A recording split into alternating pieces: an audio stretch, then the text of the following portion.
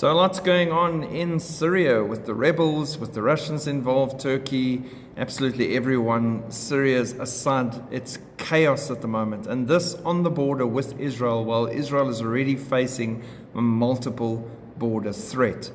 The country could impact them, but there may also be opportunities, according to Israeli officials.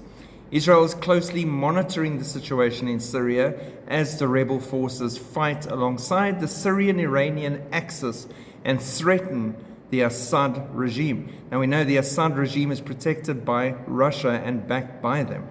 This is something we need to follow closely to see how it develops, they said in Israel. It's not necessarily something that will affect us in the short term, but any instability in a neighboring country could impact us.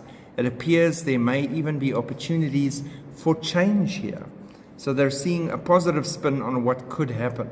Netanyahu convened a security meeting amidst the Syria developments with top security officials to discuss the ongoing battle between rebel forces and Assad's army and the instability this causes on Israel's border.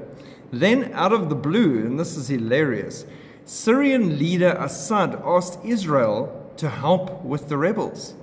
In a surprising development, Syrian President Bashar al-Assad asked for Israel's help to quell the revolt in his country. This, according to a security official of the online Arabic media outlet. Israel responded with a demand to remove any Iranian forces from Syria before it would consider assistance. The message from Assad reached Israeli security officials through aides in Europe. So, very good response from Israel. You get rid of anything Iranian-backed because they use Syria to smuggle weaponry and all sorts of tech to Hezbollah and Hamas. So, you stop that, and then by all means, we'll give you a hand. And then on the Hezbollah front, Hezbollah has fired the first missiles since the ceasefire took place. They fired 2 missiles at Mount Dov, an area of northern Israel where the borders of Israel, Lebanon, and Syria converge. This happened on Monday. The barrage was the first since the ceasefire took effect on Wednesday morning the previous week. Hezbollah claimed responsibility for the barrage, calling it a warning to Israel.